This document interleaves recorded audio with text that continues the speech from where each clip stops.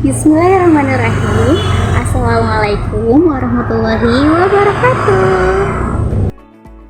Perkenalkan, nama saya Rizky Rahmawati dari semester 8. Yang terhormat kepada dosen pengampu Bapak Teddy Humaydi.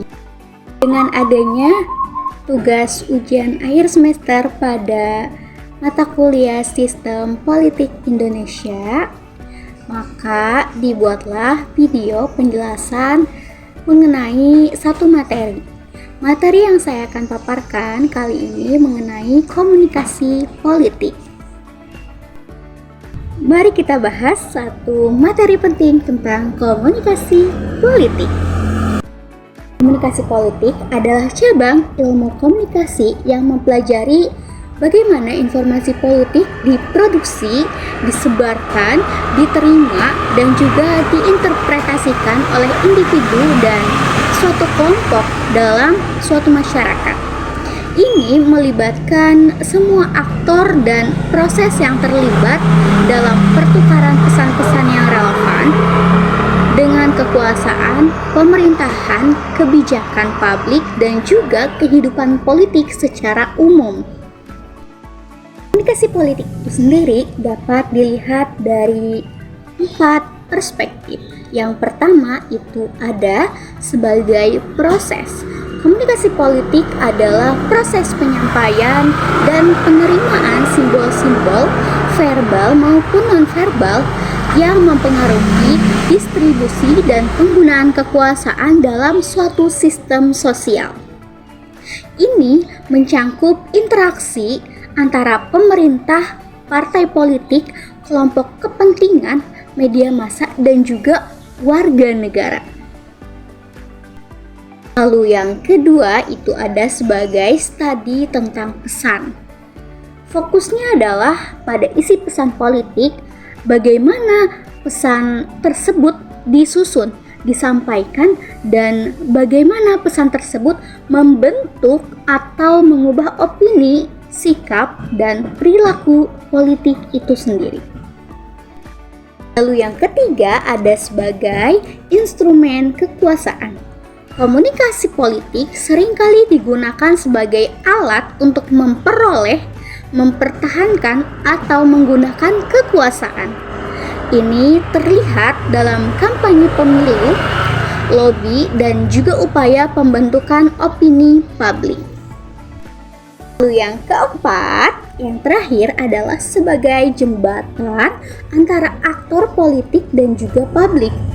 Komunikasi politik memungkinkan aktor politik, misalnya seperti polisi atau pejabat pemerintahan, untuk menyampaikan pandangan, kebijakan, dan agenda mereka kepada publik, serta memungkinkan publik untuk menyuarakan aspirasi dan tuntutan mereka tersendiri.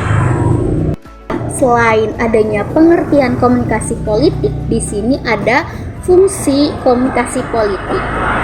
Fungsi komunikasi politik ini juga ada beberapa bagian. Yang pertama ada fungsi informasi.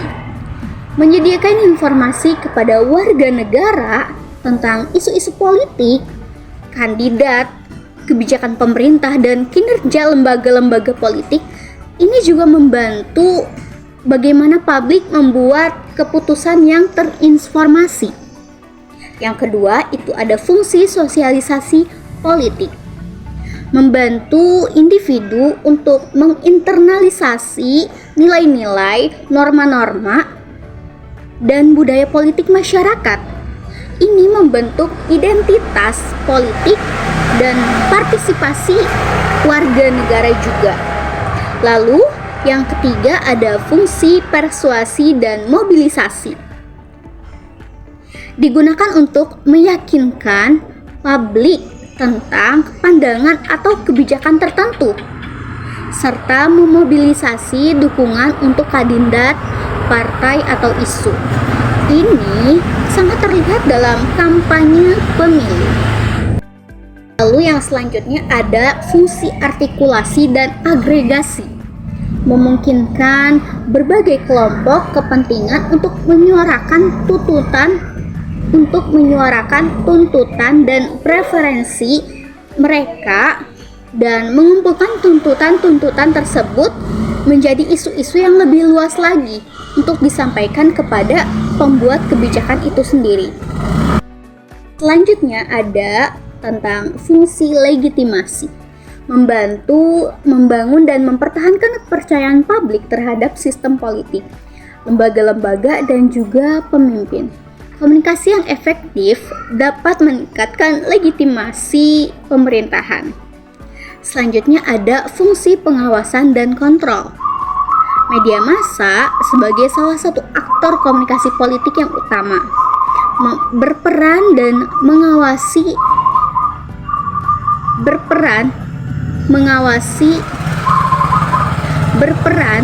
mengawasi dan mengontrol kinerja pemerintah dan elit politik sehingga dapat mencegah penyalahgunaan kekuasaan tersebut. Selanjutnya ada fungsi integrasi sosial, membantu menyatukan masyarakat dengan menyebarkan nilai-nilai umum dan membantu konsensus tentang isu-isu yang penting. Selanjutnya kita akan membahas distorsi dalam komunikasi politik. Distorsi yang pertama ini ada distorsi pada sumber pengirim pesan. Yang pertama itu ada penyembunyian informasi, terus ada oversimplifikasi. Selanjutnya itu ada framing yang bias. Selanjutnya ada bahasa yang ambigu atau eufemisme. Selanjutnya itu ada kebohongan atau misinformasi.